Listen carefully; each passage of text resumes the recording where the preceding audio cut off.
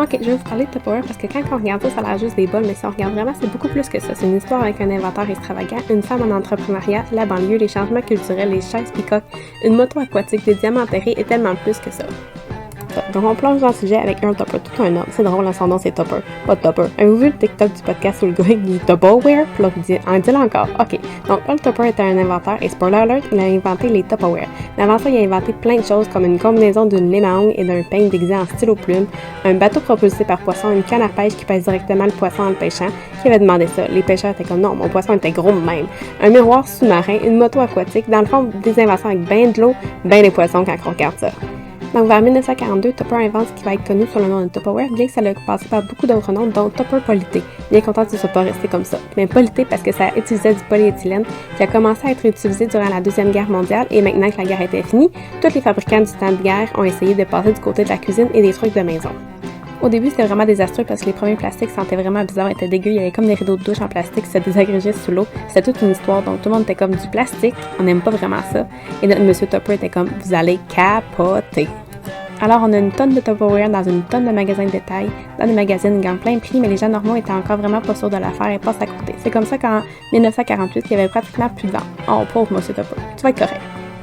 Donc, on est en 1948, il se passe plein de choses, donc on va faire un tour rapide. La Seconde Guerre mondiale termine en 1945 et tous les hommes sont de retour à la maison et le gouvernement était « Wow, merci beaucoup, voilà une maison ». Donc, tout le monde déménage en banlieue en dépensant plein d'argent sur tous les gadgets de cuisine, maison. Les enfants essayent de se faire des amis, comprendre la vie de banlieue et on commence à voir les idéaux de la façon que les femmes doivent rester à la maison et être dans la cuisine, même si c'est elles qui, durant la guerre, se sont bottées derrière pour faire toutes les sortes de travail, mais peu importe, ça, c'est une autre histoire. Donc, toutes les femmes sont rendues à la maison en mode femme au foyer et ça nous donne le cocktail parfait pour la vente en direct. Tupperware, en gros, est parti avec le concept puis l'a amené à un autre niveau. En créant leur propre modèle de party où il y a une conseillère Tupperware, il y a une hôtesse dont le party se passe dans sa maison, elle invite tous ses amis, ils viennent, ils jouent à des jeux, ils grignotent, ils regardent les Tupperware en vrai, magazine. Après, l'hôtesse obtient les cadeaux selon les ventes du party, donc Tupperware était très intentionnel d'être connu, pas comme des vendeurs louches qui poussent, mais plutôt comme on va passer du bon temps ensemble, mais évidemment, il y a comme un non-dit parce que t'es là donc tu magasines, on se comprend. Mais après ça a vraiment commencé à décoller. À partir de 1951, tous les Tupperware ont été retirés des magasins de détail, donc les parties sont devenues la façon d'obtenir des Tupperware. Fiou, juste dézoomer un peu ici parce qu'il y a eu quand même un débat par rapport à savoir si oui ou non Tupperware, les parties et tout ça, c'était comme une bonne chose pour les femmes parce que d'un côté, ça permet aux femmes au foyer qui se sentent seules de créer des connexions sociales, ça donne aussi l'occasion aux femmes d'avoir un revenu quand il n'y avait pas vraiment d'autres options pour ceux qui n'avaient pas d'éducation. Et de l'autre côté, c'est définitivement une façon qu'on voyait le soutien de la domesticité idéale et que ça exploitait la sociabilité. Et les universitaires féministes comme Betty Friedan n'étaient pas du tout dans le truc de la femme au foyer, donc il y avait des arguments pour et contre. Mais super intéressant, il y avait beaucoup de publicités venant de Tupperware qui mettaient de l'avant la maman blanche à la maison, super heureuse et qui était obsédée par ses Tupperware. Mais en vrai, les parties étaient beaucoup plus diversifiées et capables d'atteindre beaucoup de gens qui décidaient de vendre dans leur propre communauté, donc qui donnent également l'accès à un revenu pour les divorcés et les mères célibataires. Je veux dire, c'est vraiment cool. C'est avec Brownie Wise que le party fait son entrée. Encore une fois, quel nom!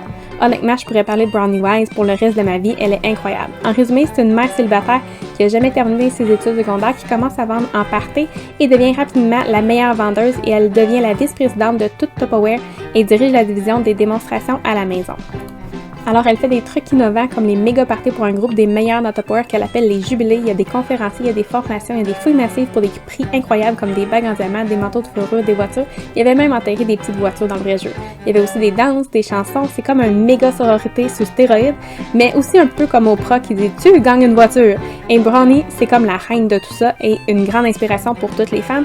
Ils lui écrivent des lettres. Elle est en charge de l'équipe de direction qui est entièrement masculine, ce qui est problématique parce que l'ensemble de l'entreprise est drivée par des femmes. Mais c'est aussi cool de voir une femme en charge dans ces temps-là. C'est cool aussi, elle a été la première femme à faire la couverture du magazine Business Week. Elle est assise dans une grande chaise peacock pendant les réunions. Elle est juste la plus cool. Elle a aussi développé la division des parties en partant de 200 000 $ par année à littéralement 100 millions de dollars de ventes. Vous rappelez-vous de Earl? Earl déteste les gens, les parties, les cadeaux, et semble être un gars assez à part. Et même si notre amie Brownie construit la business, elle a l'impression que ça marche pas. Il pense qu'elle dépense trop d'argent et veut que la marque se concentre sur les inventions au lieu des parties. En fait, de son côté, il voulait très discrètement vendre l'entreprise et pensait pas pouvoir la vendre avec une femme qui occupe une aussi puissante position de leadership. On t'aime moins là. Donc, il l'a expulsé sans cérémonie et a vendu l'entreprise. Il s'est ensuite divorcé de son épouse de 25 ans, il a déménagé au Costa Rica pour pas avoir de voisins et inventer plein de choses. Earl n'est pas le meilleur de l'histoire et tripe beaucoup trop sur les inventions à base de poissons, mais c'est le début de Tupperware, que oui, c'est des bols en plastique, mais à la fin de la journée, c'est tellement plus que ça. C'est maintenant vendu dans plus de 100 pays et fait partie du quotidien de la majorité d'entre nous. Team Brownie Wise, ouais!